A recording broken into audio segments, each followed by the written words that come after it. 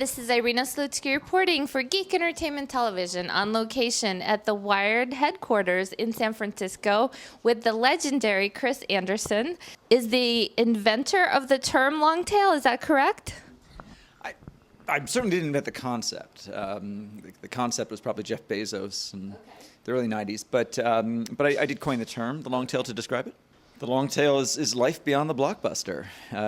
We grew up in the 20th century, which was dominated by prime time and top 40 and blockbusters, et cetera, and that was good. But there's more to the world than that, and unfortunately, the internet turned out to be the place where we would discover it. And it's just everything else. It's everything that wasn't necessarily a hit and mainstream success in the old model, but can find an audience in the new one. In the last few years, it's been just as easy to sort of start a company, which you have done with Book Tour. So can you tell us about that and what your inspiration was? So as an author, you learn a lot about the book industry and inefficiencies, to be generous. One of those inefficiencies is the book tour, where authors travel, when they got a book, they travel the world, they sit behind a folding table in a bookstore, and maybe some people show up and maybe they don't. It seems like a really inefficient thing. You've got authors who want to travel the world and meet people. You've got people who want to meet authors, and they just didn't know about each other. They just didn't know how to meet up. So we thought, well, maybe if we could just find a way to collect all the information about who's on tour and then syndicate it to all the places where people are looking for events or trying to find their authors, then maybe we could increase the audiences. Maybe we could make the book tour finally work. And that was a couple of years ago. We built the company with Kevin Smokler and Adam Goldstein, James Summers. And first we aggregated all the book data, and that was all the tour data, and that was hard. But we eventually got it from bookstores, book chains, publishers, and authors themselves. Then we syndicated it to various sites, Huffington Post, events, things like that. And then it was clear we needed to go further. So earlier this year, Amazon took a minority investment in the company, and now we're integrating the book tour data into Amazon itself. When you buy a book, you can find out where the author's going to be on tour, and eventually you can imagine things like you can be emailed anytime any author you've bought, anytime they come to town. It'd be good to know about it. So we think we're finally at the point where the book tour process might actually start working. You have a new book coming out. Will you be using the book tour services for your new book? It's a little bit, I will, but it's a little bit of a paradox, is that, it's the kind of author I am. I'm a business author. I tend not to go on public book tours. I tend to give my speeches within companies. So most of the events are private.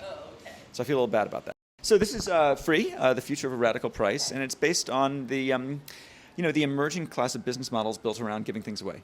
We give stuff away for free all the time. We give away our content, but and the internet allows us to give away things because the marginal cost of distribution is close to zero.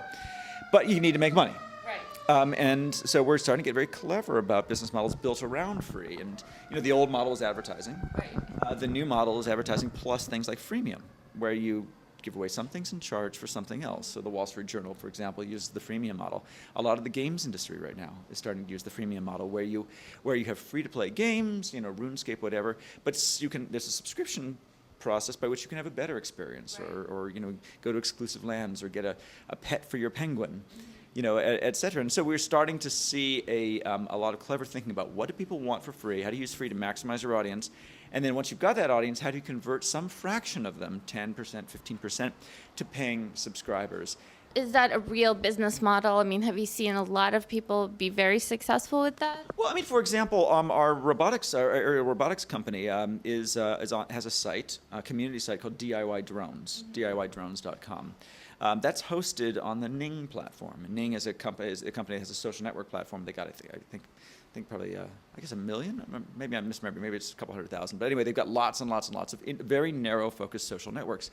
Including HuffSpace.com, David Hasselhoff's special.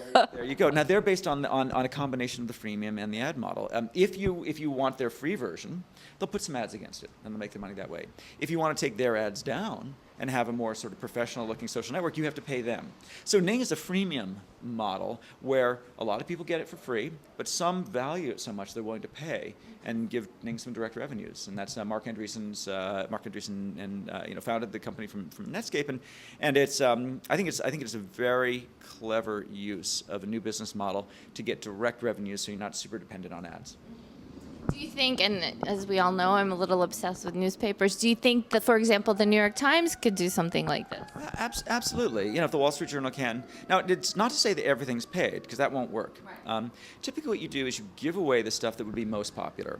Your front page, maybe your exclusives, things that would really get you a lot of traffic, and then you sell the things that are more specific. So, you use the front page that's free, and maybe you sell the business section. Or in the case of the Wall Street Journal, maybe you give away some of your stories and you sell others, or maybe you like them free for a while and then charge when they go into the archives and things like that. Maybe in the magazine business, we give away the website, we sell the magazine, the print magazine. So in general, there's always a combination of free and paid. And do you see a future when Wired actually stops printing the paper version? I mean, if you can invent a device, a tablet of some sort, that allows us to accomplish the visual impact of what we can do in print, I'll turn the presses off tomorrow. This is an article about the Somali business model, Somali pirate business models, and sort of cutthroat capitalism is the title of it. So it's pretty design intensive. This doesn't really look good on the web. Okay. I also believe that packaging ideas with the full display of infographics and photography and typography, etc., is an important way of getting ideas to spread. So I believe in using every visual tool at your disposal. And right now, paper allows us to use photography, design, long-form journalism. But if you invent some magic e-paper that we can distribute more efficiently digitally and get achieves the same impact, I'll switch overnight. As a reporter and a writer, I'm going to ask you, if I were your employee and I took the stuff from Wikipedia in my article, would you be mad with me? Absolutely. Yeah. Absolutely. That's bad. It's sloppy, and I'd be mad. I'm mad at myself. And we're referring to some pieces of. So I as we decided to drop the footnotes in the printed edition, and I screwed up my integration of those credits, and the book hasn't come out yet. We're gonna the ebook will be fixed, okay. So that'll all be incorporated. The notes, all those missing notes, will be available on the day of publication online, as we should have done to begin with. So we'll make it as right as we can, but it was sloppy, and I learned a lesson. Have you heard from, what are some of the names? My dog ate God's hat. Have you heard from any of the Wikipedia users? I haven't, no. No, I heard from Jimmy Wales, which is very... He did? What did he say? He just sent a very nice note.